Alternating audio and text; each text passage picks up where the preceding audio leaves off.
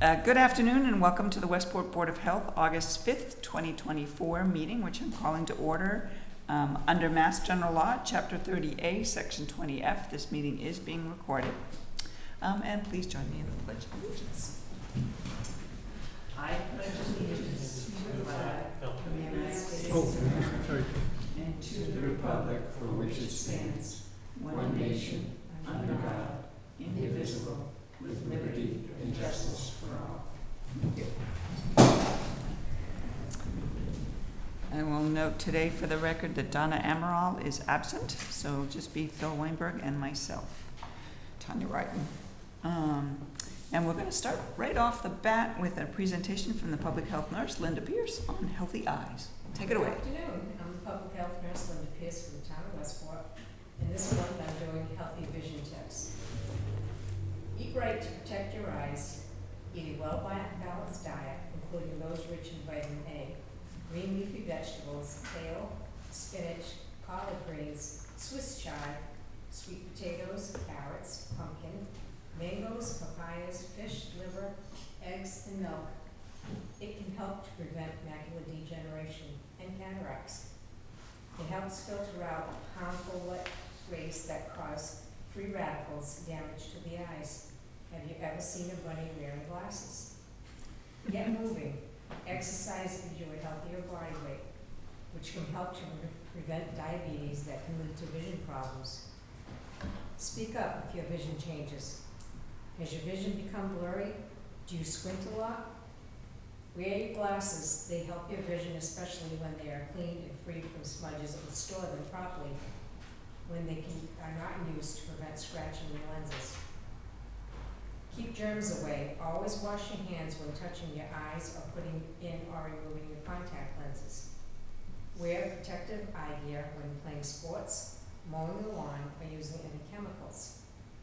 Many eye injuries can be prevented with better safety habits. Wear your sunglasses that block out 99 to 100% of both UVA and UVB. Never look directly at the sun. Give your eyes a break. Do you spend a lot of time looking at the computer, the phone, or the TV screen? Give your eyes a rest every 20 minutes for about 20 seconds. Say no to smoking. It can lead to blindness.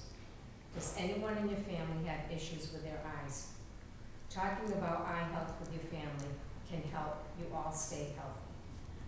Then the next things I have is about ticks and mosquitoes. So summertime is time for ticks and mosquitoes. Triple E and West Nile are out there. It's been reported in Amesbury, Groveland, Halifax, Kingston, Abington, Middleborough, Wareham, Whitman, Rochester, Bridgewater, Lakeville, and Plymouth. Mosquitoes are out there from dusk to dawn when temperatures are above 50 degrees. Humidity and containers with water are a source for mosquitoes to lay their eggs. Wear long sleeves and shirts and long pants with socks and spray your body with a repellent that contains DEET. Signs and symptoms of West Nile are fever, headache, body aches, nausea and vomiting, rash, swollen lymph nodes, and sometimes it takes 4 to 10 days after the bite. Triple E can have fever, stiff neck, headache, fatigue, swelling of the brain, and it can be fatal. When you're out in the yard or hiking, wear long pants with socks, long sleeve shirts when working outside. Spray yourself with any type of repellent. Check your body for ticks. When you're checking your body for ticks, look under your arms, in and around your ears, inside your belly button, back of the knees, in and around the hairline, between the legs, and around the waist. If you're taking your dog for a walk, make sure you check your dog. You know, ticks can get on us. We don't even realize it. They drop off, and all of a sudden they're climbing into our bedroom. So examine the pets. If you have a black dog, sometimes it's a little bit hard. Luckily, I have a white dog, so it would show right up. And you should also be giving them tick repellent to keep them safe. shower within 2 hours from coming indoors, and it has shown that it can reduce the risk of getting Lyme disease. It may affect the disease. There's also, in Lyme disease, you have your Borrelia, you have your Babesia, and you have your anaplasmosis, which, if not treated, can really affect some of your organs. So it's very important, if you feel that you have any signs and symptoms at all, seek out medical help. Has anybody got any questions? Well, the one comment I wanted to know is, or get feedback on, is the use of, is it permethrin to spray on your Yes, clothes? Yes, and they also have clothing with that on it. Yeah. And it will take a couple of times that you can wash them. And another thing is, if you do come from outside, throw your clothes in the dryer for a good 10 minutes. The heat will kill any ticks that are there. Oh, okay, that's good to know, yeah. I didn't know that Good- either. Yeah, So, because it's really hard in this temperature to put your socks over your pant legs and all those things you're Well, as supposed long to as do. none- as So long I'd as rather none be of able to your spray neighbors something see on it. them or just keep them away. Yes, but I mean, it's just, it's common sense again, and you could be cognizant of what's around you.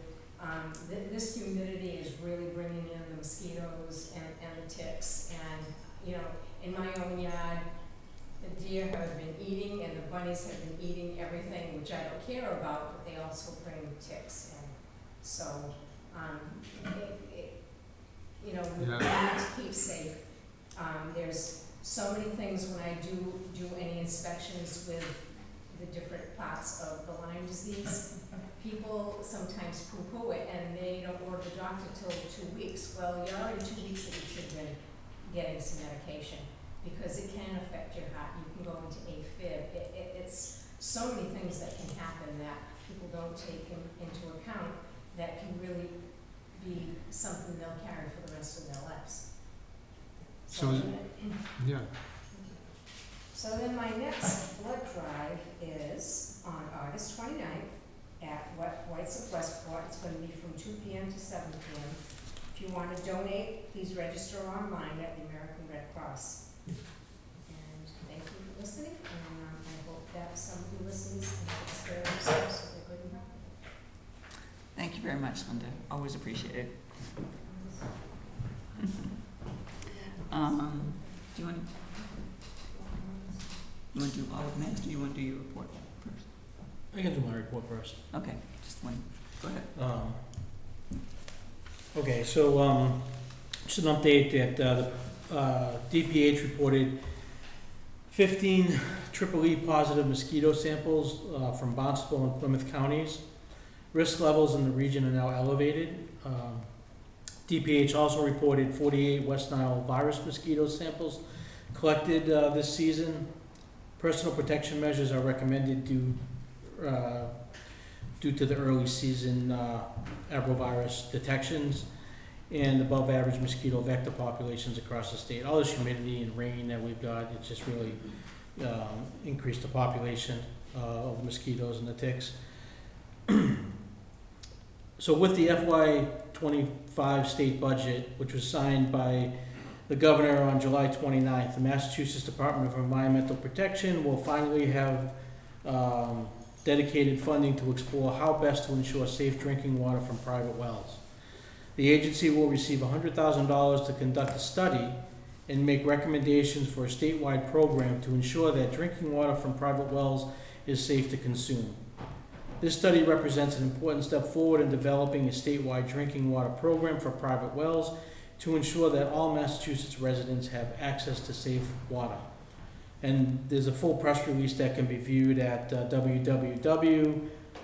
what'sinyourwellwater.org/private-wells-study-press-release/.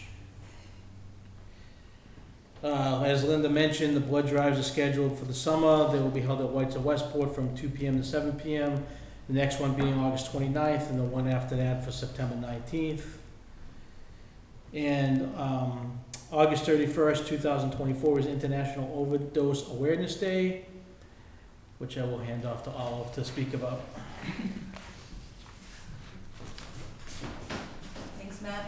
Hi everyone, I'm Olive Wachurski. I'm the Shared Services Coordinator for the South Coast Public Health Collaborative. So some more information about International Overdose Day, just for everyone's awareness. It was started in 2001 in Australia, and it's the world's largest campaign to end overdose, remember without stigma those who have passed away, and acknowledge the grief of the family and friends that are left behind.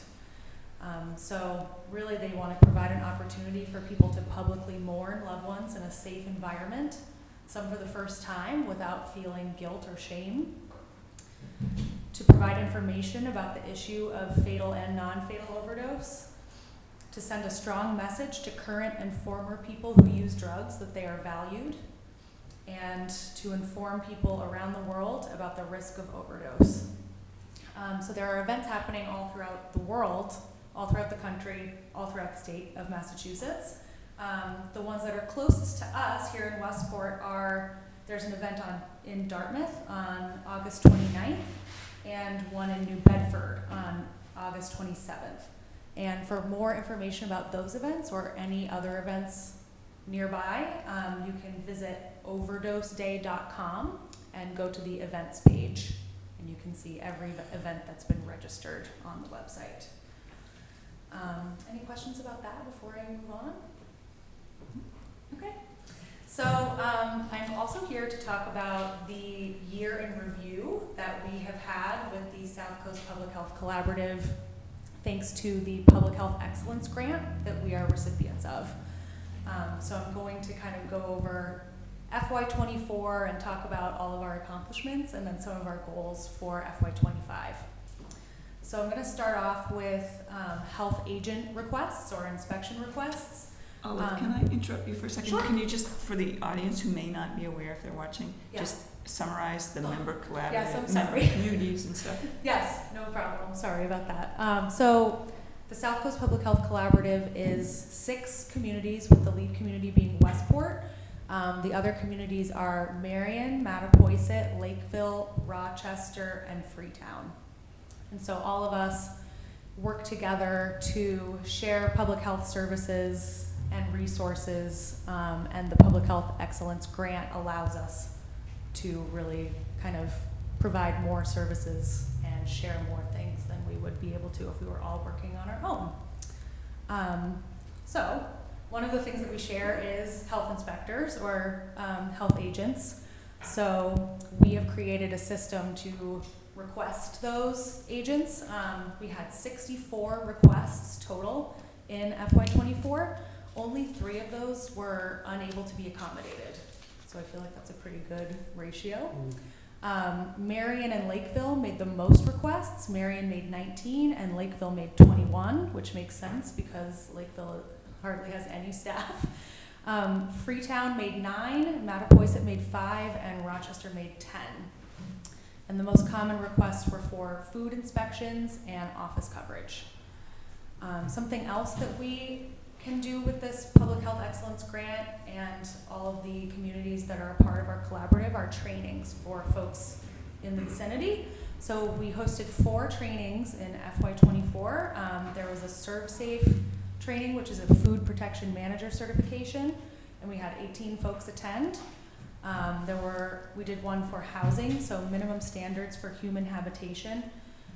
There were 45 folks that came. That was a really popular one. We hosted one on the Massachusetts Food Code and HACCP. 33 people attended, and we also did a mental health first aid certification training, and that was 28 people. Some other events that we helped host in FY24 we had 2 speakers that we funded to come speak to the Tri-Town schools. So that's the old Rochester school district, which includes Marion, Mattapoisett, and Rochester. So we had a speaker named Katie Greer come to speak about social media and mental health, and then she also spoke to the parents. That was really well attended. We also had a speaker named Chris Herron who came to speak to the Tri-Town school students about vaping and substance use. Freetown hosted a senior health fair with our funding, and that was really successful. We also hosted a substance use and harm reduction event here in Westport at the high school. There were numerous blood drives in all of the communities. There were several stroke awareness events in Marion specifically, and then numerous vaccine clinics for COVID, flu, and RSV across all of the towns in the collaborative. So then just some other random accomplishments. 3 towns have started to digitize their files, which will make all of us a lot more nimble and make it easier for us to keep up with, you know, the way technology moves. And those 3 towns are Westport, Freetown, and Lakeville. We built a new website for our collaborative. That's scphc.org, and we're working on text message capabilities. We also streamlined the health specialist request process. So that was that form that I was talking about, where people can just enter in what they need and when and what the inspection's for, and then I coordinate that with our inspectors. We created a large opioid resource document that is shared on our website. We successfully began a partnership with the Tri-Town schools, and we're hoping to do more trainings and get more speakers for them in the future. And then the trainings we hosted brought together public health professionals from 10 towns in addition to the towns that are part of our collaborative. So those communities are Foxborough, Dartmouth, Fall River, Plainville, Swansea, Taunton, North Attleboro, New Bedford, Seekonk, and Sharon. So we were pretty proud that we were able to bring all these public health folks together to do these trainings, but also to just like get to know each other and network and spend time together. We think that's important. Gabby, one of our health specialists, successfully completed the soil evaluator training and certification. Our other shared health inspector or health agent, Shaylin, is scheduled to take that same training and exam this fall. With the PHE funds, we were able to purchase technology and equipment for all of our communities in the collaborative, including sandboxes, AEDs, computer equipment, and relevant software. And that software really improves the capability to do inspections digitally. So it streamlines the process for food, pools, housing, and camp inspections. It promotes consistency and makes reporting to DPH much easier for everybody. And then we're also pretty proud that our governance board met every month successfully. So then some of our big plans for FY25 are we want to finalize the text message capabilities for the website so that we can send out text alerts to people in the communities. We want to host more trainings. Some of our ideas are hoarding, environmental justice, tobacco and vaping, substance use, stigma, harm reduction, and how to use Narcan. We want to complete the file digitization for Westport, Lakeville, and Freetown, and help other towns in our collaborative digitize files if they're interested. We want to get our sandboxes installed here in Westport. We want to create a hoarding task force, host additional health fairs, and bring an anti-vaping speaker to the technical high schools in the fall. So those are some of our plans. Does anybody have questions about any of those items? I know that was a lot. I think we're also planning to hire a Community health worker, yep. And we're gonna be working on a community EMS program. Hopefully on Wednesday, Alvin and I can start to make some progress on that, and I have to call up the fire chief, and they have to be involved as much as we are. So. Yep. So I know that Matt and Tanya have been really involved in this, and I really haven't been, so I'm very impressed, because it really kind of started, just totally from the ground up. And I think it's always a challenge, to bring people who are like really busy just to take the time to come together and to coordinate their activities and share. And so I just offer you a lot of appreciation, you and Matt and Tanya. Yeah, they do a lot of it. For really pulling it off. It's really great. I think they should be really feel really good about what you've accomplished, and it sounds like it's just like the first step. So it's really good. Thank you. Thank you. All right. Thanks all. Thank you.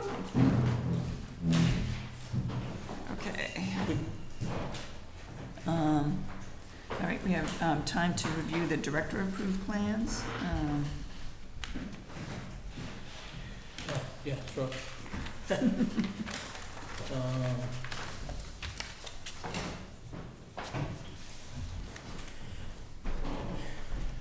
Okay, we have a 3-bedroom repair on a 40,317 square foot lot on 6 Christine Drive for Jesse Ferreira, utilizing a stone bed. We have a 6-bedroom repair on a 21,780 square foot lot on 817 Gifford Road for Rochelle Valancourt, utilizing a quick 4. This one will need to be deed restricted. And then we have a 3-bedroom repair on a 17,908 square foot lot on 113 Plymouth Boulevard for a Mackenzie Long, utilizing a quick 4 and a singular. And this one has already been deed restricted, but we'll need one. Any So- questions? Yeah, so I move to approve confirm the 3 plans that have been approved on 6 Christine Drive, 817 Gifford Road, and 113 Plymouth Boulevard, with deed restrictions for the Gifford Road and the Plymouth Boulevard property. Second, all in favor? Aye. That's unanimous, or 2-0 with 1 absence. Thank you. Okay. We have, our first hearing is at 4:30, so I'm gonna go to other business. We can get started on the discussion. Actually, so one of the topics is home burial, which we have recently received a request for somebody to do that on their own property. But that discussion might take a little longer, so Mhm. let's start with board member updates, and then we'll move to the 4:30 hearing. Well, for me, I don't have really anything kind of new to report. I did get back to Matt with comments on the pieces of the draft well regulation that had been worked on and the tight tank regulations. I don't know that we have to talk at this meeting, but just the entry of DEP into doing this study, just kind of raises the question of, should we move forward, or should we move, what we should be focusing on, because there's a lot of effort just in the process of drafting and going through the public hearing process, and then if we don't really align with what DEP is doing, then it's like doing it twice. Yeah. But there may be some things, like the permit process or setback, there may be some things that we could kind of carve out, and other things which we can't. And we don't know how long they've been given the money, but it could take them a year just to complete the study, because it's got to fit into all our other priorities. And I think they were given a timeline, weren't they? I don't remember that in the press release, but it could be. I don't remember that in the press release. And they do have these well guidelines, so it could be that would also really expedite their doing that, which has good sides and challenging sides. Right. I know when we had the working meeting to sort of start delving into this, we talked about kind of focusing first on a couple of key things. And I'm Mhm. wondering if, since the permitting process and having a permit application seems like something we should do sooner than later, could we do something like a policy, or just establish guidelines that is, allows us to at least, without imposing any particular restrictions that should go through a public hearing process, but just more, because that's more of an administrative process, and it seems like that's something we should have in place. Most people do, most towns do. So Yeah, I'm I wondering mean, if that's something, is yeah. that, what do you, I'm looking at you, Matt, to think about. Yeah, Is no, that- definitely, we can just do an application on, I think, we need one. We have to look at the fee schedule, at least an application and a process to get the permit would be something I would suggest we, do sooner than later. Mhm. And then I think Phil's right, I don't know what DEP's gonna do with this study and what the outcome is gonna be. We may just wanna sit back and see what that is. Okay. I mean, I think, the one thing that kind of kicked this off was the fact that what we have in our regulations now, for example, on this setback issue, is really not consistent with Title V, and so, and I'm assuming that well drillers, if we came out with just a policy and we said it can't be 50 feet, it's got to be 100 feet, they would do that, because maybe we just said we won't issue but there may be some things that we could move forward on, as part of the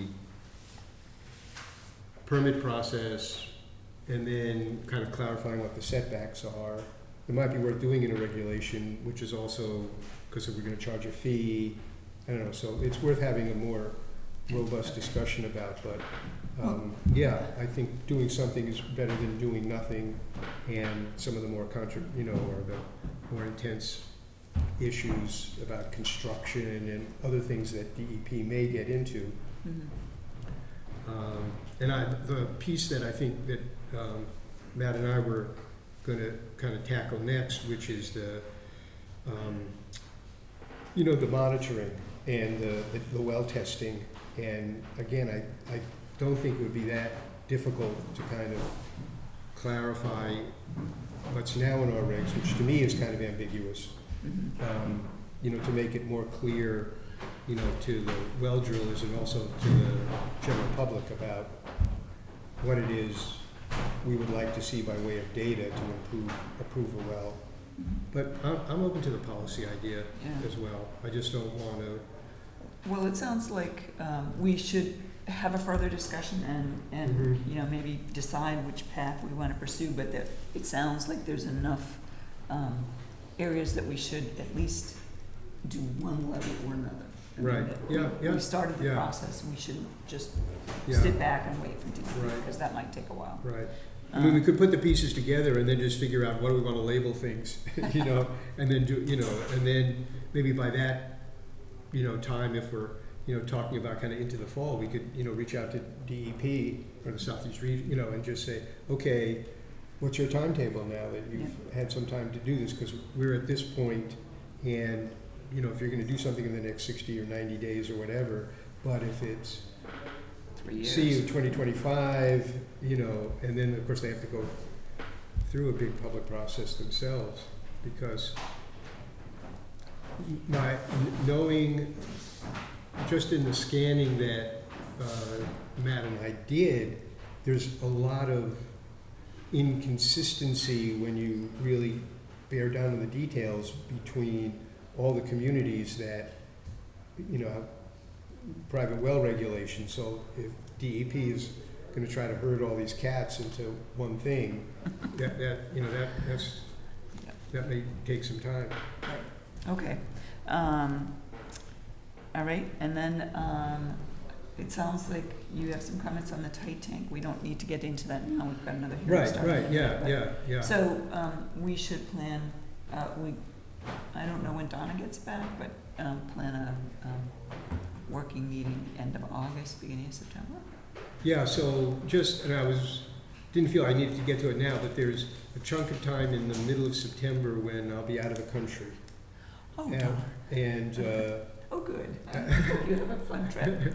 and, I will be actually. and then also there's, in just by way of scheduling stuff, so as a result of the last holiday that ended up, I think, on a Monday, I'm now in the sequence where I have both the Monday, Tuesday meetings where we used to stagger them. Mhm. And so I don't think we have to do it this meeting, but if next meeting we kind of went through that, just figured out what we want to do and time things right, and then Also, there's a next meeting of the Hazard Mitigation Committee, which is in the middle of September when I'll be away. It's a Zoom meeting, so I might be able to participate, but I just wanted to bring it to your attention because you'd probably be stand-in for me. Sure, just some info, just to say September 2nd is Labor Day, right? So if we skip that meeting, it may put us back on an opposite schedule with Right, our other meetings. Right. Except for I plan my trip Oh, to okay. not to be on an off week, so anyways, we'll figure it Yeah, out. yeah, so. So we'll why don't figure we plan on checking the schedule for both the working meeting and Yeah. rejiggering our meeting schedule? Because we have to anyways for Labor Day. We'll do that at the next meeting, so can you put that on the agenda? Scheduling working meeting and Labor Day meeting? Okay, great. I am ready to call a 4:30 PM variance hearing. Zenith Engineering representing Mike Sylvia at 353 American Legion Highway. This is a 3-bedroom repair with a Presby system. Good afternoon. Good afternoon.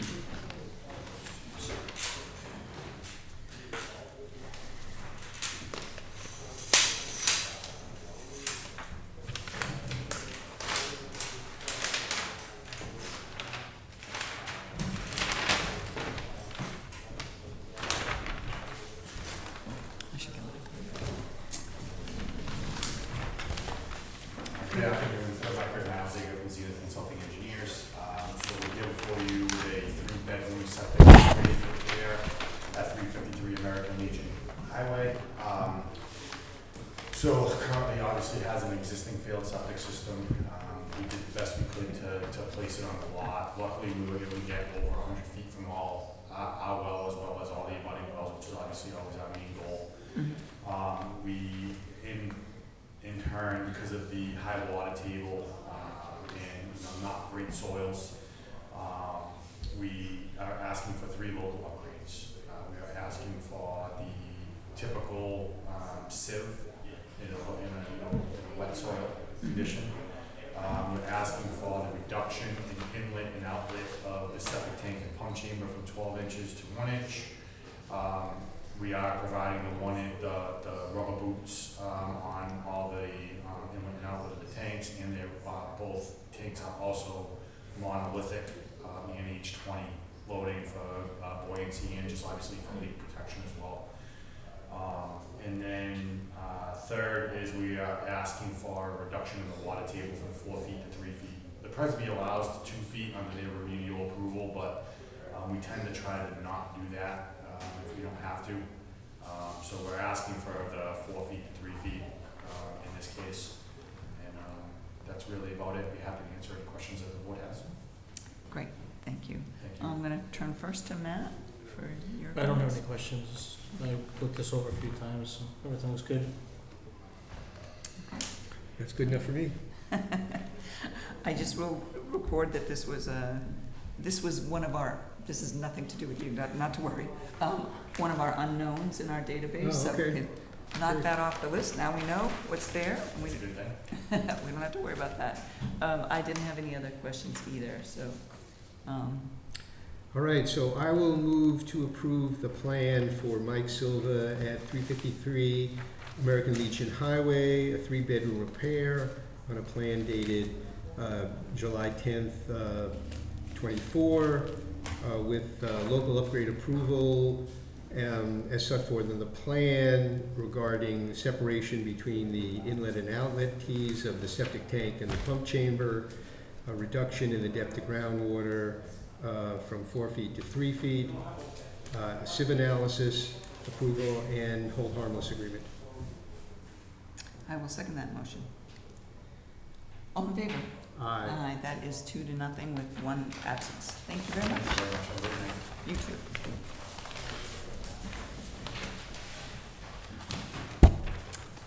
Okay. All right.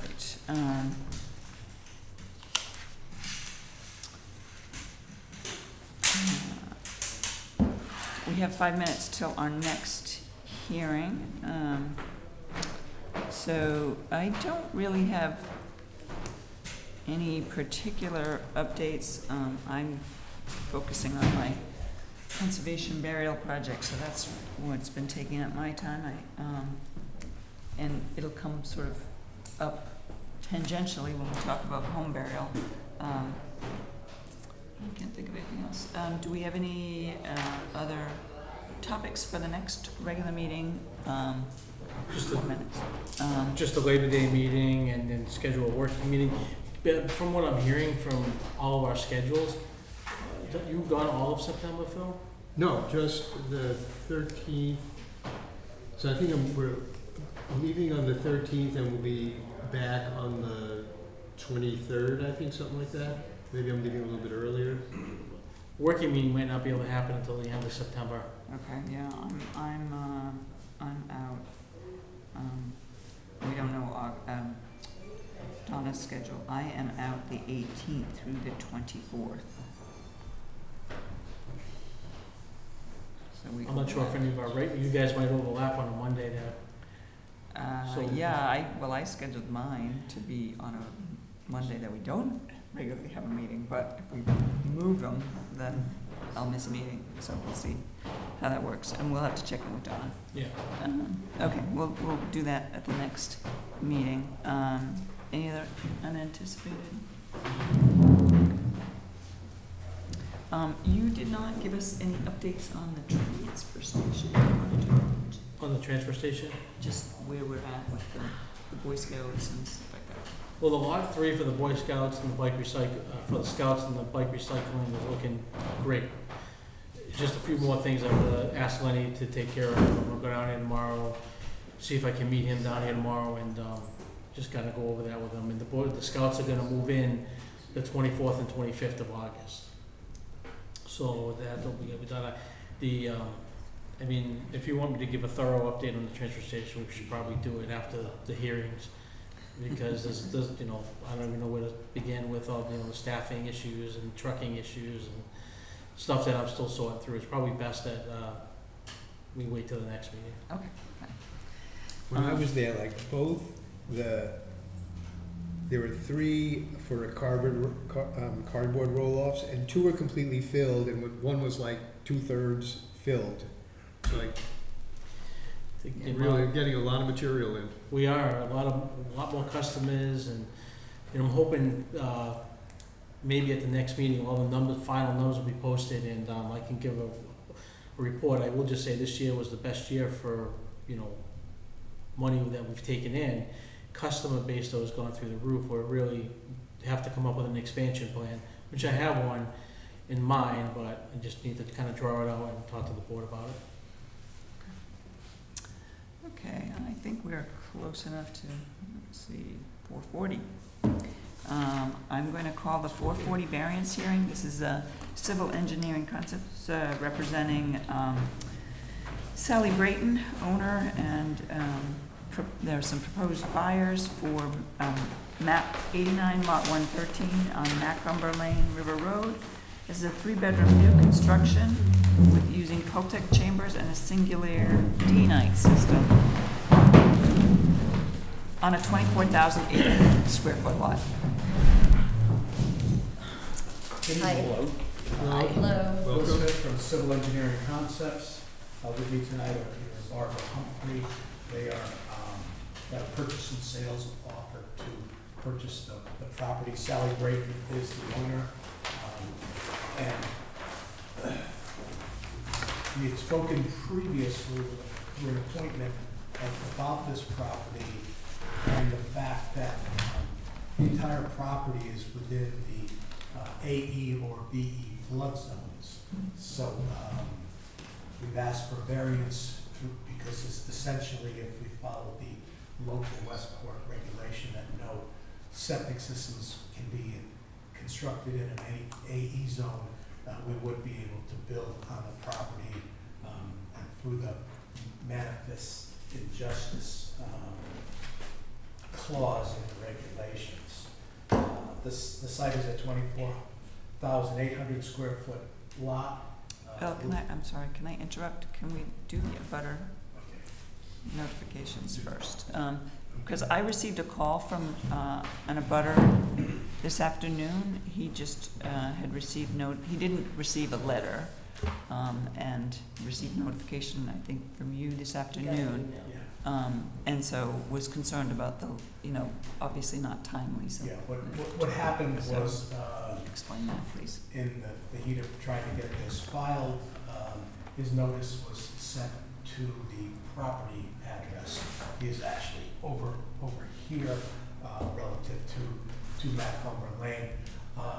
We realized that as we were jockeying with the green cards as they were coming in. So we sent an overnight delivery on Friday afternoon to him. It was received on Saturday. Certainly that doesn't give him much time. And I think you were having dinner with him on Saturday night. We spoke with them both Friday night when we were leaving the country club, the Coates that we belong to. And Diana was saying that she was excited that we were pursuing this property, and so the plans got sent to Perch Rock when one of their family members was staying at that residence.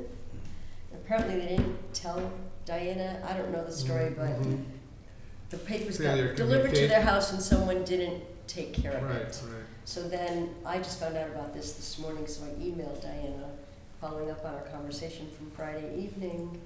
And her husband was in surgery all day, and my husband was working, and I'm trying to get everybody on the same page, but they got the papers, and he got them the third time in email that I sent to them. Yeah. And I implored, please, I don't think this is going to damage or have any impairment to your property at all, but we're sincerely trying to move forward with this process. Okay. He did express concern about lack of adequate notice, and he hadn't had time to review it. This is the husband, I guess. Right, that's what he said. So I will note that for the record. I think there may be some other concerns, so we'll see how this goes. But I did indicate, and he didn't say that one way or the other in terms of substantive concerns, but that the Sure. process was inadequate, so. Okay. I will reach out to him and forward him a copy of the plan so that he has more than just the notice and he doesn't have to come to the Board of Health Yeah, I office. sent Yes, him I the mentioned site. you have to come I during the did send him week. the site plan, You did send him? Yeah. Okay. that was included. All right, Okay. so if he has any questions, he can certainly reach out. Okay. So- Proceed. So essentially, we're asking for a 3-bedroom septic system design. We're proposing a denitrification system and Norweco singular DN that is going to go to the quick, what we have here, we've got the Caltech. 32 by 12 FD, the Caltech field drains. We are proposing a storm drainage system in the back, and Matt had left word. I was out of town last week, so I came back to a little bit A of. flurry of notices. Yes, yeah, good way to describe it. And we do have to file a stormwater plan and calculations to go along with this. This system that's shown on here actually infiltrates approximately 2 inches of runoff off of the new impervious surfaces, but I've got to do the pre and post calculations for the various storms and put all that together, and we will be submitting that. And essentially, it's the variance is requested under the manifest injustice because we have physically no room on the property if the strict adherence to the regulation were enforced. There was a question at the last meeting about zone 1 wells and interim public wells, and the proposed septic system is over 450 feet away from any of the public wells that are there. So it's interim, but if they were to adhere to the maximum zone 1, it would be 400 feet. So we're well in excess of that setback. I believe that those wells are probably a little bit less than that, but to err on the side of caution, we are 450 feet away, so we do provide the protection there. It is an advanced treatment system, provides denitrification, and I'd be happy to answer any questions that you might have. Okay, I'm gonna start first with Matt. So I think I'm gonna defer to Phil with some of these questions, that had come up. I mean, yeah, Okay. go ahead. So I just wanted to give my questions a little bit of context. So start by saying, I guess I have the most seniority on the board, but maybe, the worst collective memory, but my memory is that this is really the first time that we've had to address a newly constructed house that is not simply the repair or replacement of an existing system. And I raise that because this is going to set a certain precedent for how new construction, not a replacement or an increase in flow, but kind of starting from scratch construction, should be addressed by the board. Because one of the things that we've tried to do is really try to be consistent with our decision making. And the second thing is that when we have a variance, one of our obligations is to issue written findings as to why we have approved something that is not. And so, and so I don't have an issue with the manifest injustice part of it, in the sense that if you can't install a septic system on this property, you really can't have any use of the property, as a residential property, and that's probably the only allowed use that's there. And so don't want to, at least from my perspective, is that and in a different context, Title V makes this point of view, with new construction, is if you're really totally depriving the owner's use of the property, you can't do that in a way. And so the question then becomes, which is really kind of an engineering question that I really wanted to get to, is and relates to the second part of it, which is kind of the equivalent environmental protection part of it. And it's really good that you are, it's required, but it's a very good environmental thing that you're incorporating a denitrifying system. So, but the question goes back to why in these circumstances where there's a flood zone and a velocity zone, is there even any restriction? What is the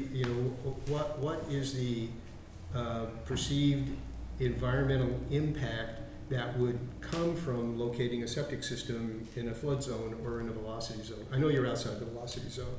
And that leads to, and I don't think the regulation which preceded everybody on the board doesn't give doesn't lay out, here are the reasons why, but I think it generally relates to, that floods can leak into the system, can stop the septic system from functioning properly, and so the issue becomes, I'm going to assume, and that what you've installed here is, or what you're proposing to install is the same type of system that you would install whether or not there was a flood zone there. That is, that the plan as it sets out doesn't really attempt to respond to that. So one of the things that has come up before, because it's referenced in our regulation and in Title V regulation, is that if you're elevating a house, there's a presumption that you can elevate the septic tank. So it doesn't apply to new construction because because you're asking for a variance, but basically it says, okay, if this was a replacement system and part of the replacement was that you're elevating the house, it says, presume you can elevate the system. So, and I'm not advocating for necessarily that is the right thing to do, because maybe it is not technically feasible, maybe it's not financially feasible to do. But we can't, at least I would be feeling if I was writing the variance decision, to be able to have some information about it, to say, okay, the decision that is preferred under the regulations is not feasible here. And so we are, or it is. So, and then in my very superficial, literally asking the web, Google search, IA search, what can you do to prevent floodwaters from entering the septic system? Are there cutoff valves that would prevent if the floodwaters got into the septic system and backed up into the house? So the thrust of all this from my point of view is that if we were going to approve this plan as it's written, I would like to see some engineering proofs that this is the only system that is really, as presently constructed, is really feasible. Or come back and say there are some things that we could do that are feasible and that would address the risks that are associated with if the property became flooded and impaired the function of the septic system as it's currently designed.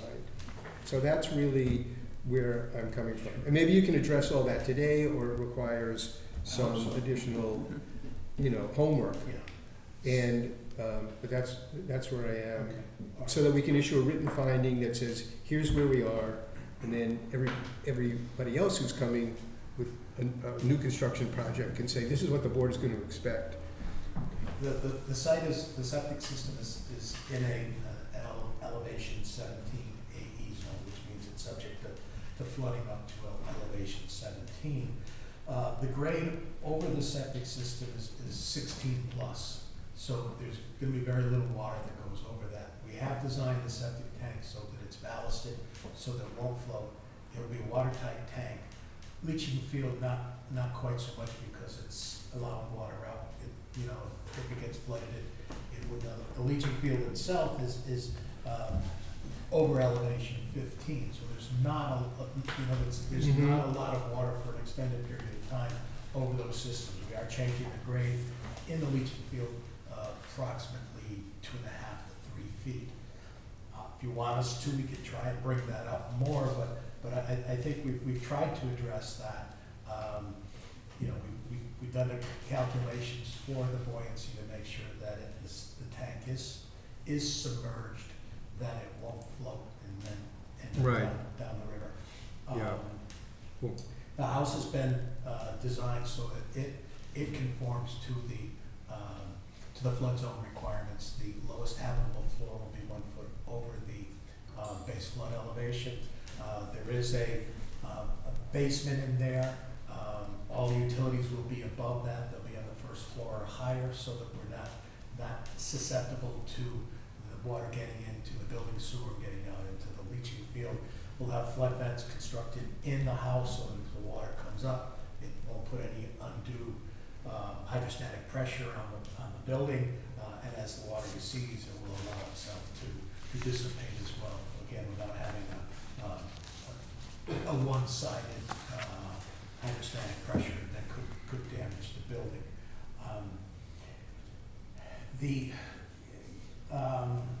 I feel that we've got a good system here that will give the best shot possible during a flooded condition. Again, we're pretty close to that flood zone with the grades over the system, so it shouldn't. It's not in a velocity zone, so it's not going to see a large amount of any wave Right. action or erosion Right. or anything like that Right. that could be detrimental to the system. Right. I don't know if that that helps answer some of those questions or not. Yeah. Just to point out that this, in 2017, this plant wasn't approved for Sally Brayton without the denitrification, which has since become a requirement. Mhm. There wasn't approval for this, Okay. this property. So it's been, you know, her feeling that the lot was buildable, taxes have been paid as, you know, as if it were a buildable lot. So it's, this is the first stab at it. although Right. we've got the regulations that we Right. have to address. Okay. I have also some questions, concerns. Sorry. So I don't, 2017 predates my time, so I don't know whether it was a two-bedroom design or three-bedroom design. Obviously, this is an undersized lot, and you're doing D-Night to accomplish the 3 bedrooms on an undersized lot. And we have layered on that our regulation that requires D-Night for new construction in any case.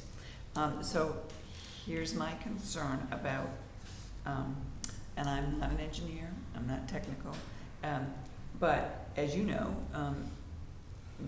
DEP has new regulations, or maybe you don't know, I don't know, because you maybe don't deal out in the Cape. The newest Title V has the best available nitrogen reducing technology requirements around in the Cape. Doesn't apply yet to Westport.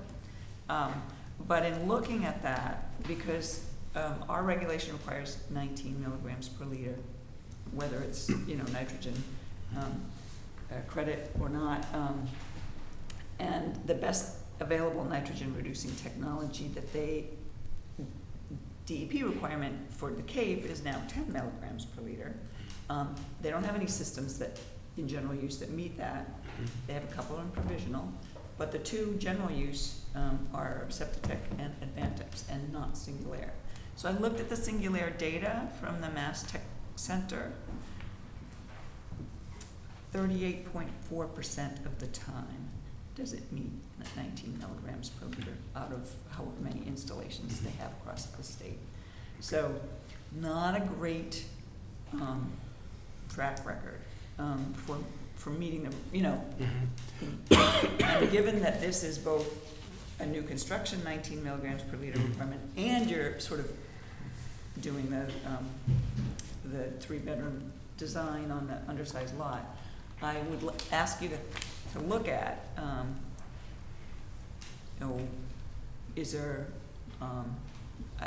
we can't require it, I don't think that's reasonable for us to say, to determine what Can't kind do of it. technology you use, but I would think that the DEP's standard now for best available nitrogen reducing technology is something for you to look more closely at. So that was one concern. The other is a more administrative, technical. You do not reference on the plan which DEP approval you're going by, because Singular has a lot of. Yeah, I did include that with the package. Okay. Yeah. But I'd like to see it on the plan, and Okay. one of the reasons is because one of the specific things when I looked at the approval is there specific considerations for the DN green tank. And I wanted to make sure that, if what it says is where vehicles can possibly access an installed Singular green system site, suitable warning shall be installed. So, Okay. A reference to that, or at least a statement on the plan that says we'll be in compliance with this DEP approval. And I don't know if it's a deeper burial or not, but there's deeper burial requirement. That again, it's just, that's something that we would want to see, whether you stick with Singular or choose another technology. Okay. I'm not saying that you have to, I'm just wanting you to think about that a little bit more. The grading, like I say, over the septic system and the septic tank, it does rise up a bit. It would make it very difficult, not impossible, but difficult for any vehicular loading to get around there. But I can certainly add a note to the plan that basically protects It doesn't that. have to be specific to that, but what I'm wanting to see on the plan, because the plan is, your letter isn't what's gonna be Sure. the formal official record. So, We could certainly add another note over here that yeah, we that usually, addresses that. I know you're Rhode Island based, but we usually see plans, they reference the DEP approval numbers Okay, right on the plan. all right.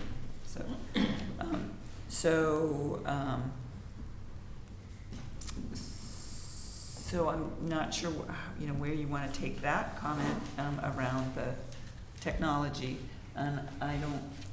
Well, so, yeah, So we have a couple of yeah, I don't know, questions, do you, concerns. what your thoughts are?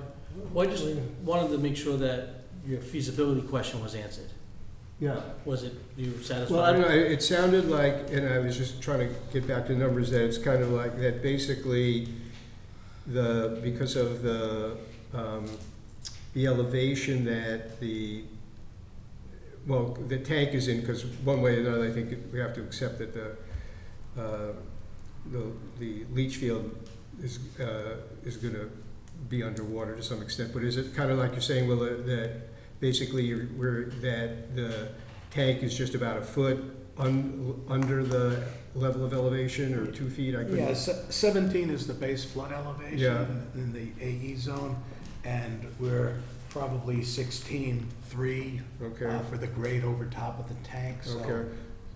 8 or 9 inches of Okay. water might be possible. Right.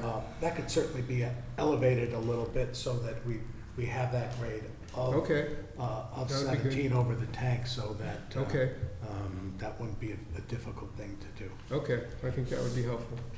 I mean, some of this is really just kind of for the protection of the house, and I don't know how complicated the plumbing part of it is, but it just might be advisable, to have some sort of check valve in there that would prevent the system from backing up if, over a prolonged period of time, or, I don't know, when you read the news and see how big floods can get, and where you're located, you could really get inundated, and then you would lose your,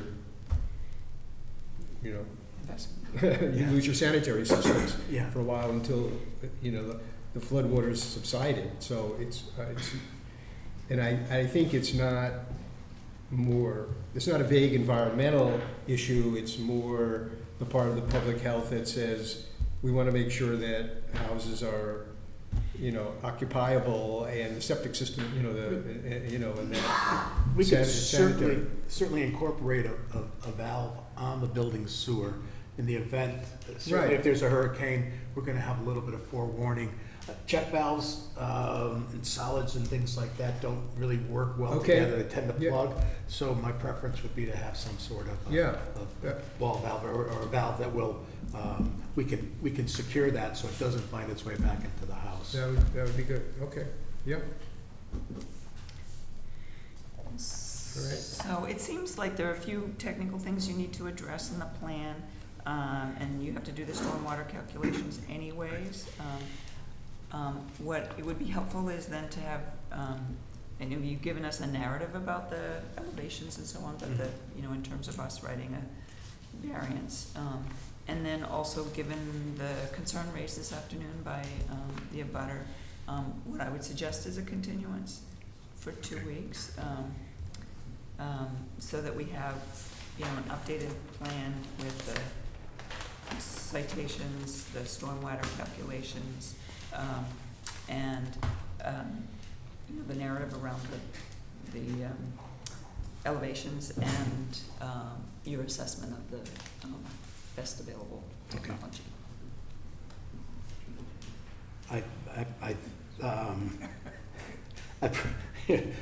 We were hoping that they do have a closing that's scheduled, that'll have to be pushed back, but I understand Appreciate the comments and everything, and we'll talk to the abutter, we'll update the plan and provide some additional information, and So there's at least one other abutter here that I don't know if he Okay. has a statement for the positive or negative, but it's in here, Peter. I'm Peter Johnson. Would you like me to go? Yeah, that would be great, because then people get to see you too. I'm Peter Johnson. Yeah. My wife and I own the property. 7 just had quite a remodel done on it. And, you know, first, it's been great not to have anything on the lot for 50 years or something like that, but all good things must come to an end, and we would really welcome the Humphreys there as part of the community. I guess the subdivision originally had, I think, 13 people, and we were the first family in there, and I was about 5 years old at that time. It seems like, frankly, the plan is pretty reasonable. I mean, the 3-bedroom. I took a quick look at it. I know a little something about building a new septic system and elevating it. And you've got the nitrogen reducing aspect of it, which I think is pretty appropriate, and I think you're addressing some of the other issues. At this point in time, my concern is a little different, and I don't know who to go to exactly, but I think the Humphreys would agree to this pretty easily, and that is, you do Macumber Lane and everybody in there a huge favor if they could have a construction entrance off of River Road. Even if they plan to close it up, it would be a big favor, because I've subjected the neighborhood to a fair amount the last 2 years, and have another 2 years or a year and a half or whatever of construction would be pretty trying to some of the neighbors. So, you know, it would be better for all the contractors and everyone else concerned if you could just figure out how to come in directly off of River Road and service the construction. I got a huge dust problem in there. That would make it easier to drill the well also, It's because the well is up closer to River Road, so. It's actually a Coxet Road. A Coxet Road. At that corner, River Right, Road but ends right in and that Coxet corner. Road on that elbow Where begins. you're planning on putting in the well, you would still have a fair amount of access to the west Yeah. of that well Yes. location. And I'm Yeah. just saying, if, I don't know whether that's the Yeah. building department or Board of Health or who, but, you know, that's the reality. Well, I don't think that's If in you our have a construction jurisdiction, entrance, you should put it on. Put it right there. and I don't know if, you know, there would be any, you know, I sit on the Conservation Commission as well, and so I don't know if, you know, there would be any issue with, you know, constructing a road from that point of view at all. So I, you know, you might go back in and just check in with Chris Capone at the Concom, just to see if there's any resource areas within us that, you know, you're infringing upon and that you need to get approval. I don't think there'd be a problem with getting the approval. You probably need to, if you're coming in, just with what I know, you probably need to come in on sort of the western side of that lot, which gives you a little bit more elevation, stays away from the well site, which is on the low side, Mhm. coming around the corner there, the first corner on River Road. You know, but that's, at this point in time, I mean, I'll have to state that I planted all the big cedar trees along the edge of the property 25, 30 years ago, anticipating that this day was coming. So I guess the only thing I can say at this point is welcome. It's the last, it's the I'll last answer that. buildable lot down in that Thank you. area. Right, yeah. I'll check with Chris and make sure that's not Yeah. gonna complicate things from a Yeah, wetlands perspective. then, But I believe we're more than 200 feet away. River Road here is more than 200 feet away from the wetland. yeah, so that. But I'll double check. Yeah, that would be the only, just so, yeah. I think that's, well, any other butters or anybody else want to comment? Just want to make sure. It is a public hearing. Then, sorry that this may delay your plans a little bit. I would ask for a motion to continue. Do we have a time we can specify? It'll be at the August 19th meeting at 4:50 PM. 450. Yeah. 450. Sorry things got more complicated, but. No, it's my fault. 18th or 19th? The 19th is a Monday. Yes, 2 weeks from today. You don't necessarily need to attend, I think we've outlined all of the outstanding issues, but just the other abutter may attend. But, Right. We'll try and get something in writing from him, or at least get him enough information so that he can, I did Be commit that we informed. would notify him if there was a continuance, so Okay. he'll get notice, just informally at least from us. okay. But I know you've submitted a plan, but obviously there's some changes here that All right. you might want to share with him. Okay. Thank you. Okay, you made the motion? Did you move? Oh, so I'll move to continue, the hearing until August 19th at 4:50. I'll second that motion. All in favor? Aye. Aye, that's unanimous, 2-0 with 1 absence. Thank you very much. Thank you very much. Thank you for your time. Thank you for your cooperation.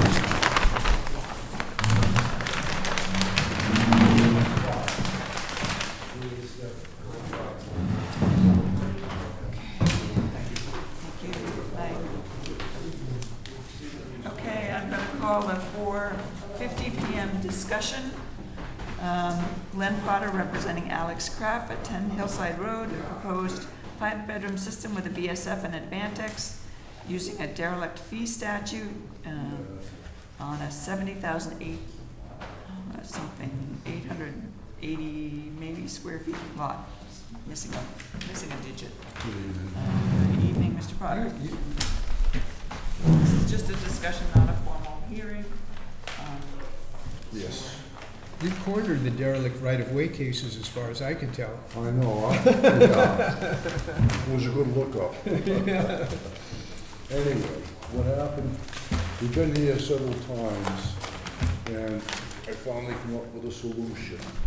But what happens is, if you look at your plan, the system to be 100 feet from the well, that was the question. It goes back to, the house is a 4-bedroom house.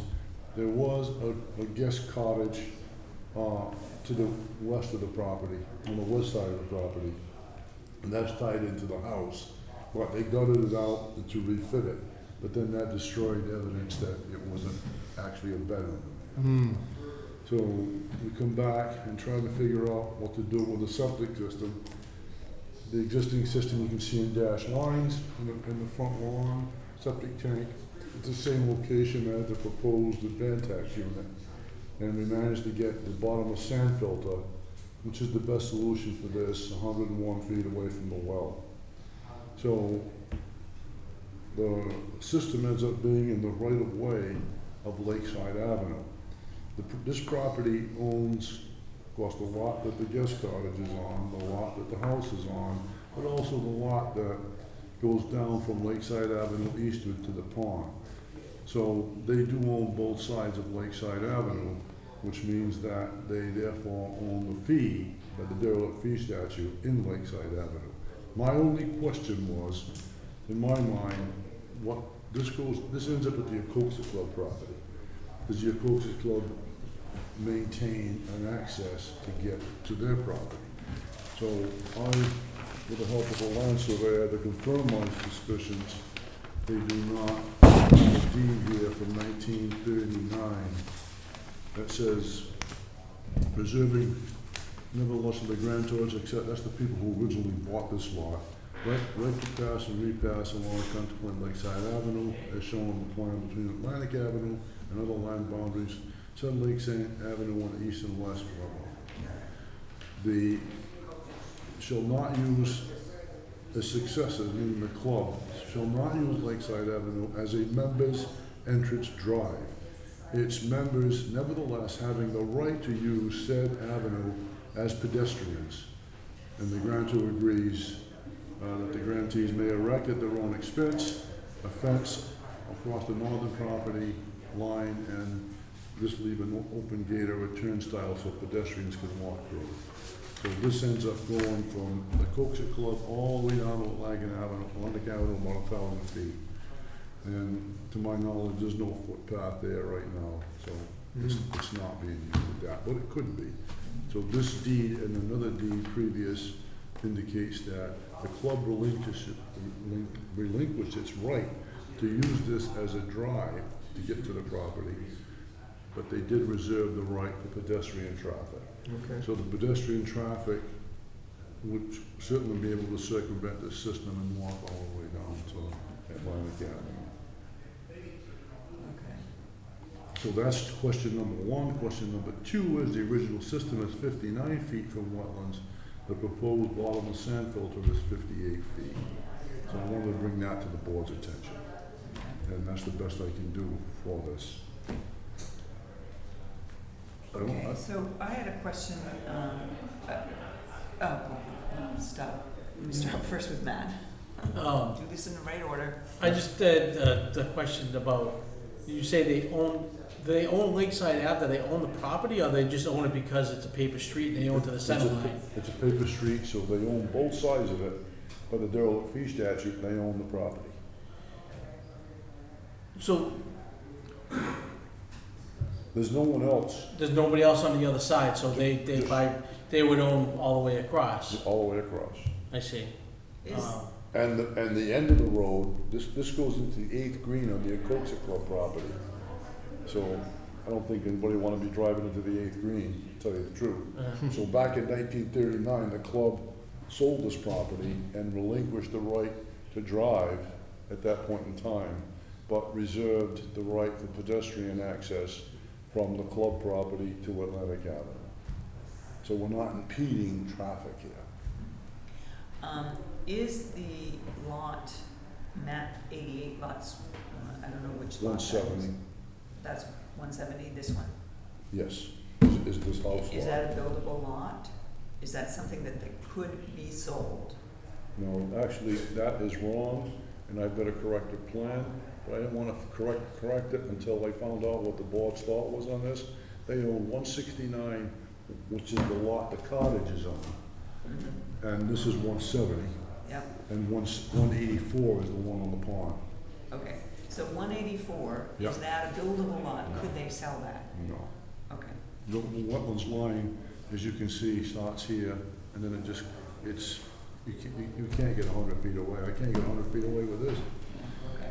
I just, because if somebody If else, they could, yes. then this would be a different concern. So we have to, It's not. maybe, I don't know what the lawyer would say. Well, this is my understanding of the way that the way the issue is dealt with, which is that that the owner of the property, when the property gets sold, that it's presumed that halfway to the Right. roadway goes With the other property. goes with the, yeah, well, it's kind of split down the middle, but it goes, so when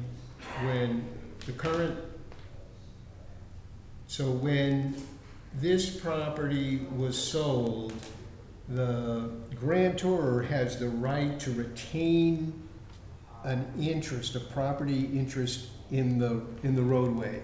If they don't, if the deed doesn't specifically say that they're retaining an interest, it goes with the land. Okay. So if it really became critical, if the 170 was sold by the current owners, if they needed to, I think they could still retain title to the other half of the road, because the law allows them to do that. I think it was the situation to cure the ambiguity of, because deeds weren't really mentioning this situation, they wrote it to say, unless there's an affirmative keeping of the title by the grantor in the roadway part, it goes with the land. It runs with the land. And so, so in the worst case scenario, if it was really, if the difference, I'll call it the eastern half of the roadway was necessary to meet the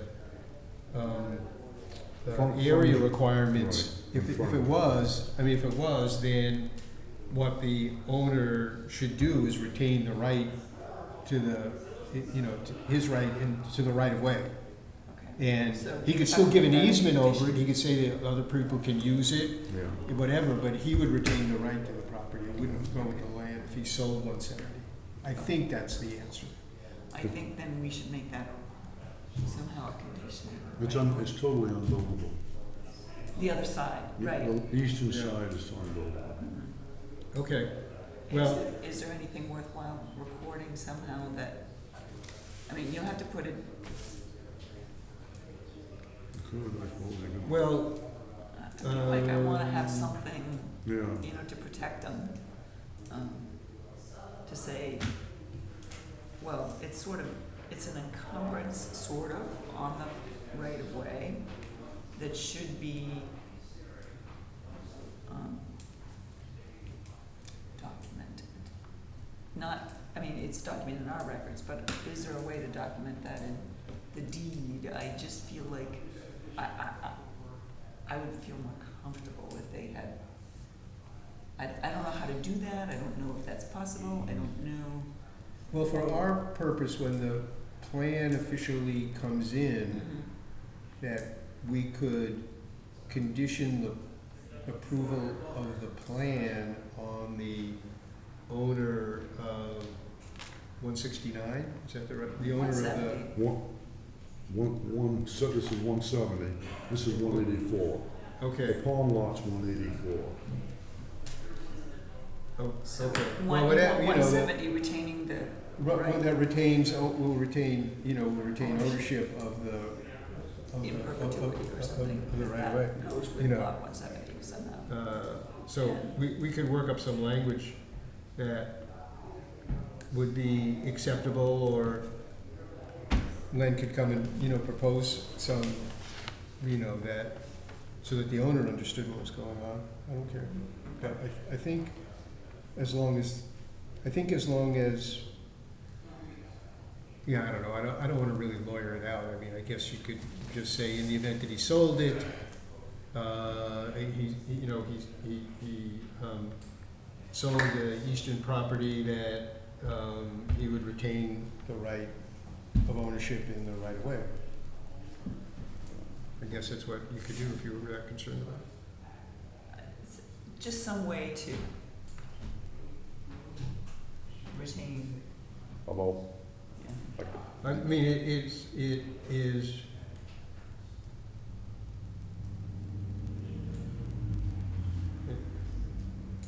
about the approval of this plan is such that the owner hereby agrees that the presumption is lot 184 cannot be sold. Well, that would be great if you wanted to do that. Yeah, they won't sell it. Or it has It's to go together with lot 170. Yeah, I'd like to put a statement on the plan and say that. Mm-hmm. Okay. That's what I'm saying. Yeah. I do have one minor technical thing. Sure, that's why I'm here. The alarm panel Yes, is in the house. Now, doesn't that have to be accessible to the O&M operator? yeah, And then but just- it is, it's above ground, connect to existing service. The alarm, I don't see what it says there. The alarm panel has to go on the outside of the home or on a pedestal. That That's is, what I thought. But accessible to I read everyone. somewhere in the notes, okay. I didn't make this up. No, I can read it.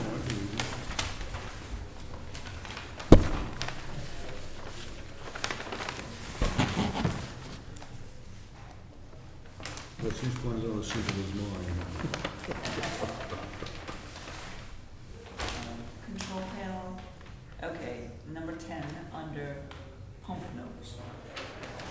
Control panel to be located inside the building in a NEMA-type enclosure with audio and visual alarm. 10. Number to top right.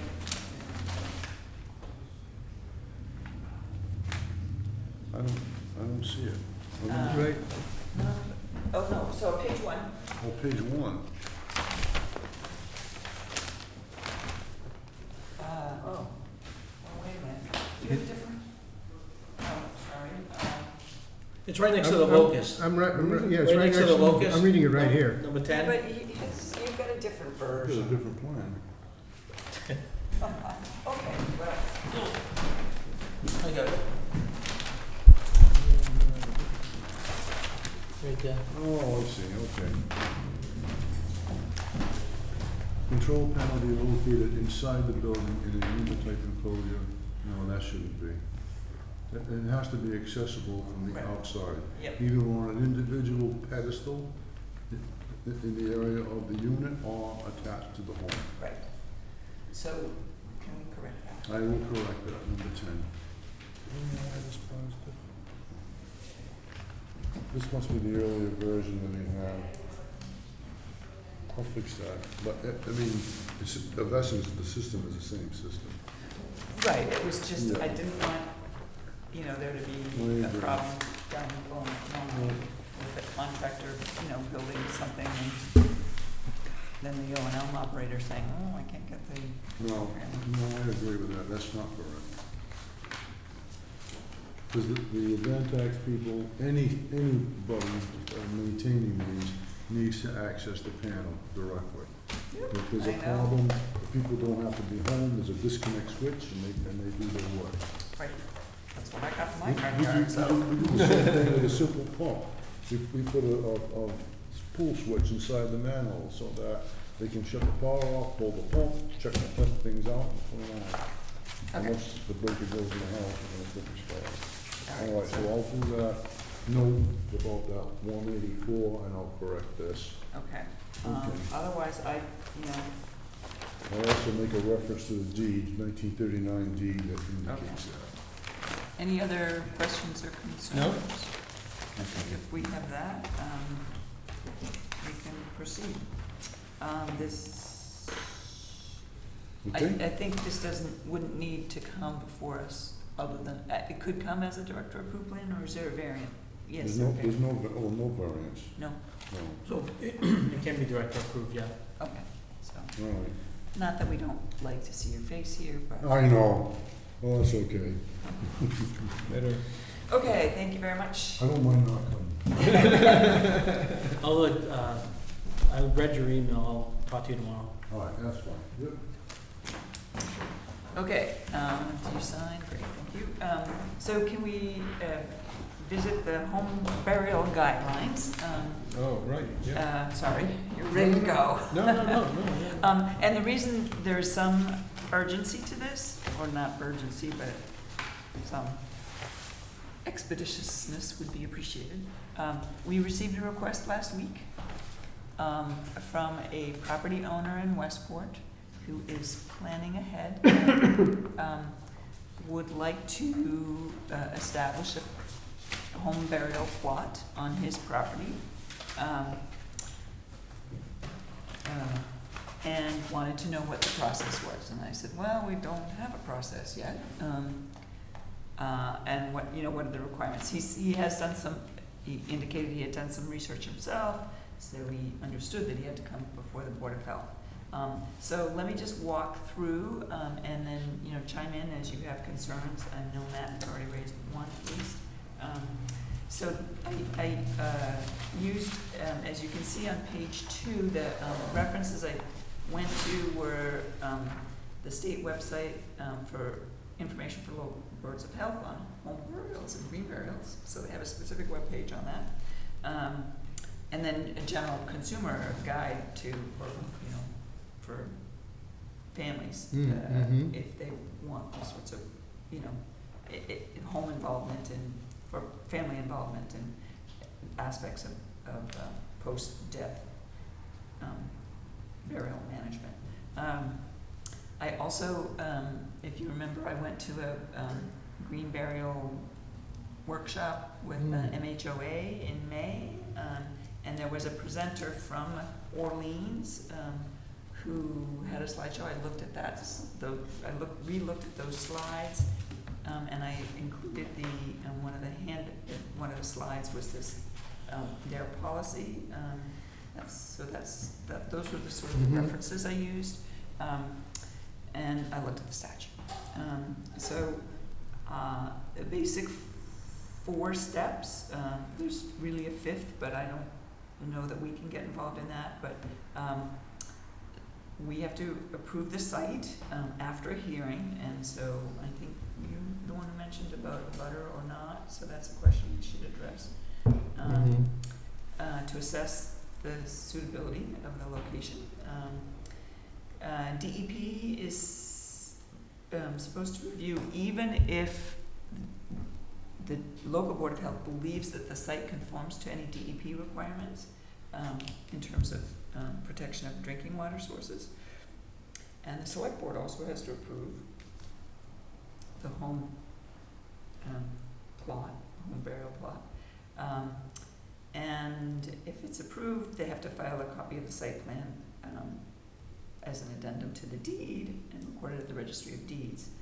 There is another provision in state statute that says because the land needs to be permanently protected, it requires a cemetery corporation.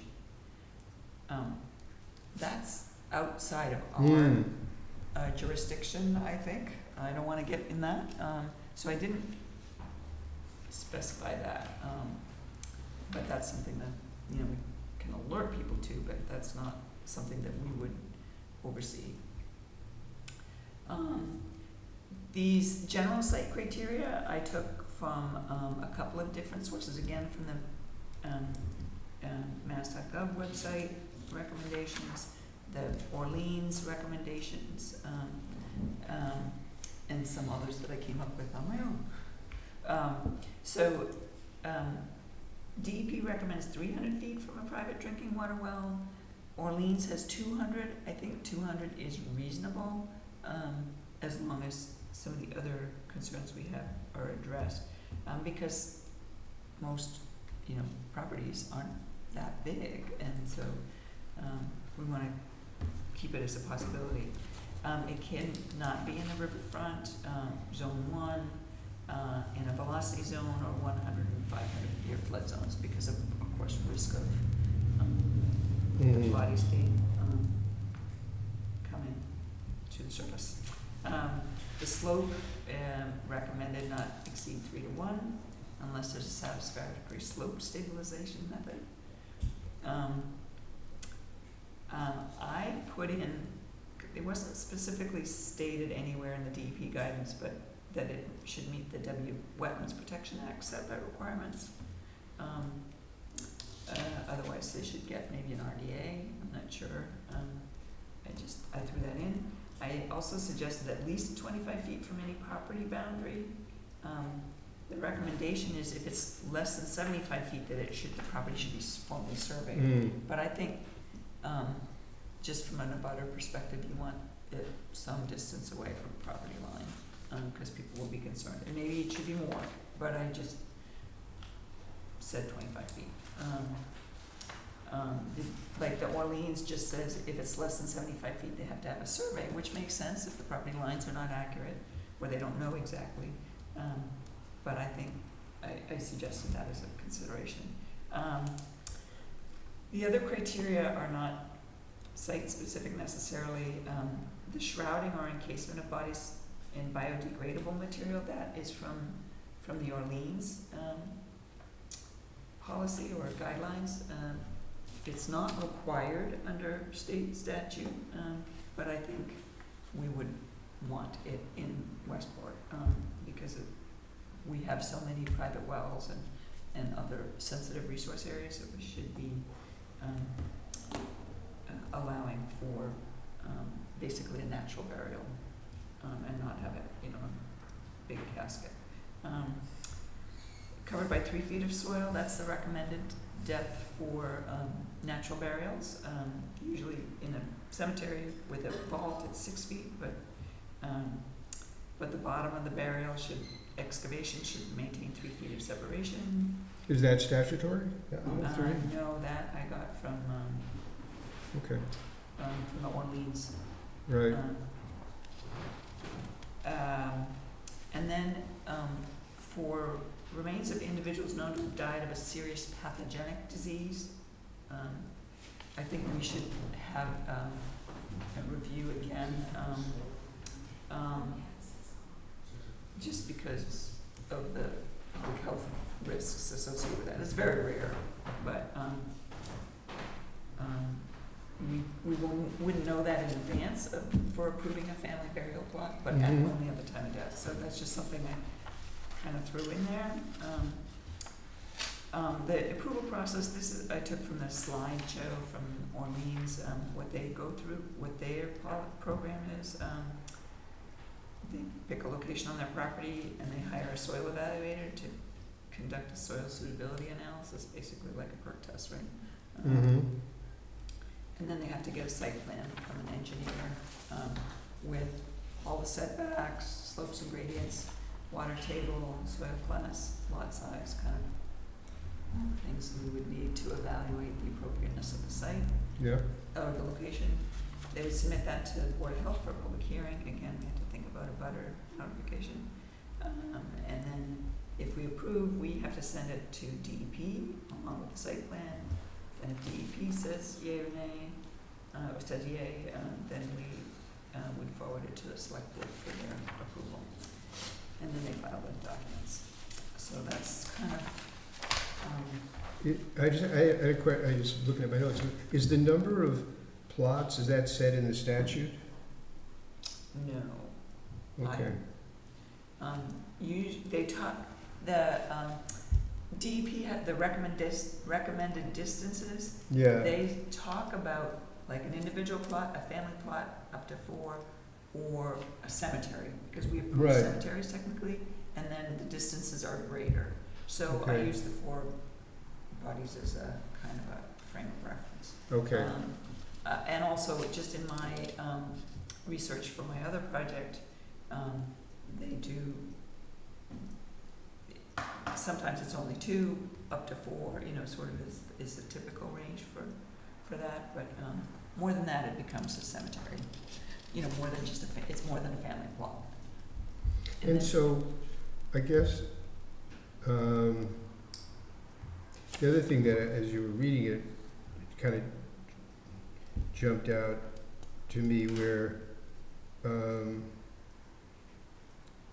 as to why, I know you touched on it, but the requirement for biodegradable material, I mean,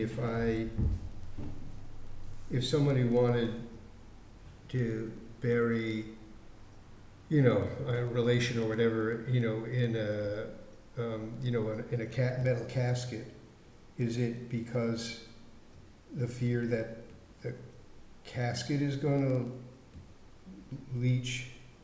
Like, why does it need to be biodegradable? Or is like a typical casket considered to be biodegradable? No.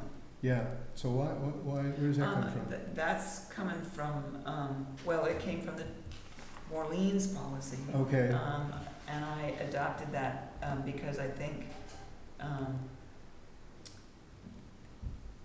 if you're going regular cemetery, then just, a regular casket is more, there's no contact, direct contact with the soil, so there's not gonna be sort of the natural decomposition, right, in the same time frame. So it just feels less, I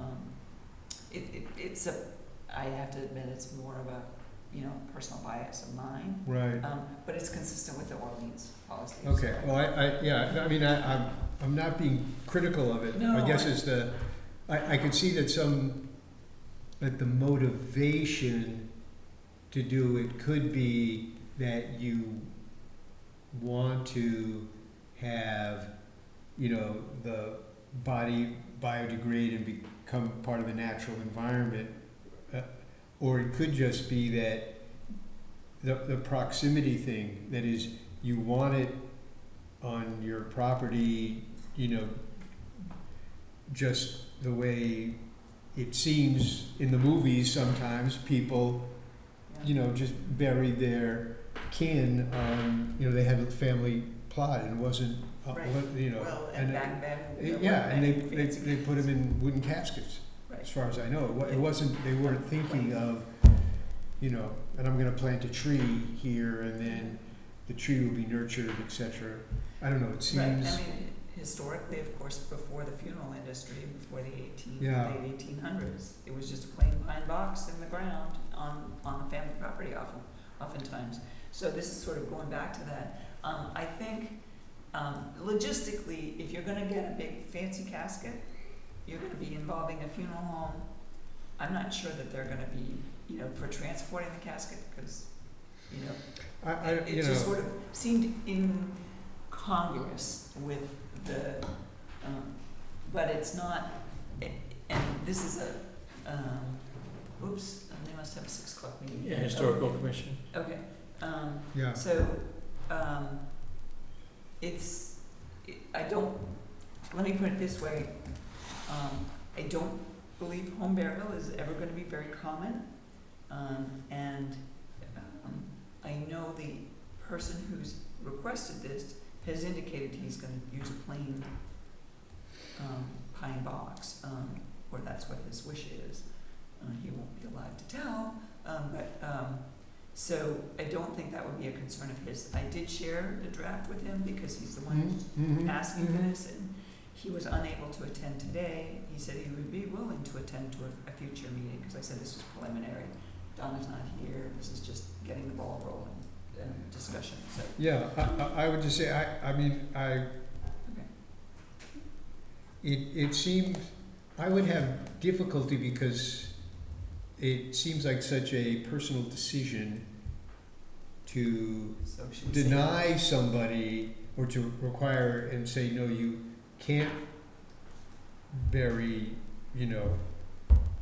whoever, you can't bury your grandfather in a casket, It has to be in the ground. If someone was really uncomfortable with that, I would have difficulty enforcing that personal judgment on it, assuming that all the other, like it met all the other requirements. Okay, well, we can. I wouldn't someone come in and said, well, okay, I don't really need to be 200 feet away because I'm, burying it in a casket. I would say, no, it has to be 200 feet away, or whatever we set the number to be. But I'm just a little bit Okay. reluctant. I can be convinced, but I'm just, I just think it's, We can make it a recommendation. yeah, Okay. yeah. Matt also mentioned, we should be at least 50 feet from a leach field, which none of the DEP guidance or anything else I saw would mention leach fields, but I think that's a good. I don't think what's going in the ground at the bottom of the leach field, I just don't like the idea of digging too close to a leach field. Right, yeah. So, I don't think that's I think that's a reasonable thing. Yeah, I mean, and So a butter notification is another, I believe, I don't know for sure, if we had to approve a new cemetery, I didn't see anything where it explicitly says about a notification, but I've heard of stories where, they have to approve a cemetery and abutters are concerned. So I Right. assume, it's probably prudent to require a butter notification.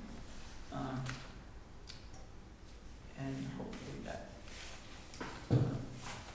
yeah, well, also, I mean, because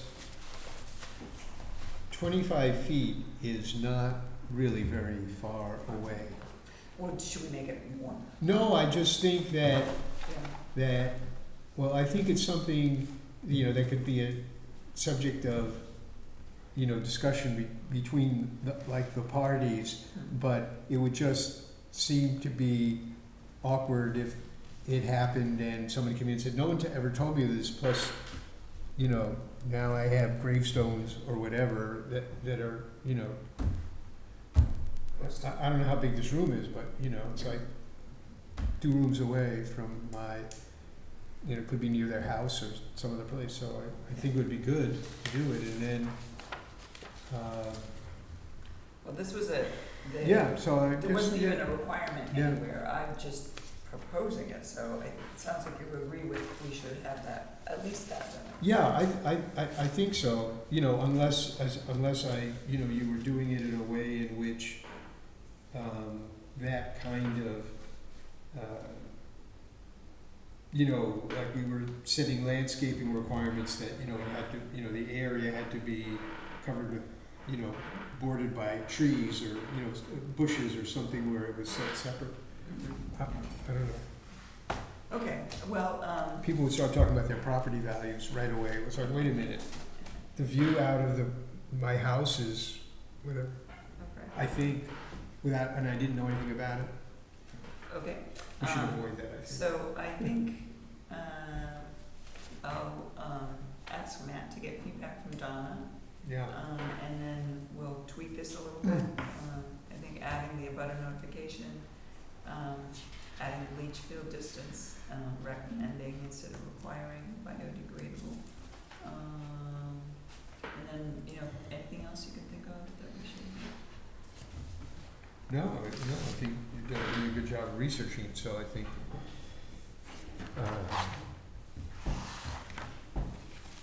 yeah, and I think the idea of limiting the plots through our regulation is kind of a good idea. Okay. And I don't know if we're gonna, well, anyway, yeah. I We think know that that's we'll have at possible. least one circumstance where this, this guidelines will apply, so, Yeah, I wanna be sensitive to getting something in place. and is this for, so there's no requirement of the connection between, or maybe it's a way of asking, what's the difference between like a cemetery and this? Does there have to be a, what's the right word, filial connection between the property owner and the person that is being buried? Well, that's something, the land must be owned by descendants and, Descendants, okay, all right. and I didn't say that explicitly, so maybe I should. Basically, it's. Right, right. But it's owned by descendants at the time of death, presumably. But what if they sell?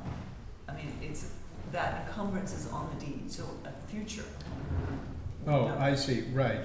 They Yeah, can't guarantee. it's just the way it introduced, Yeah. I mean, now, this is not a criticism, but it says, is burying a person on a privately owned residential property that is not an approved cemetery, so Okay. I guess what I'm saying, so I do think that it is worth it to, set a maximum for this scenario, and you could then create a different category if you wanted, but this would have a link to descendants.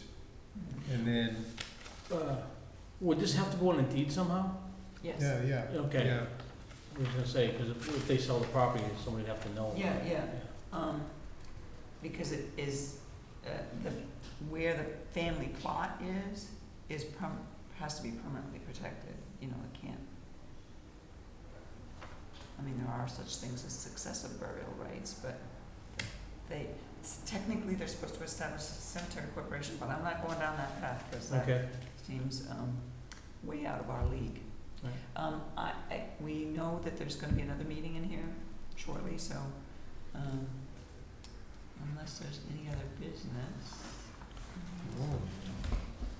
I'll move to adjourn at 5:48 PM. second. All in favor?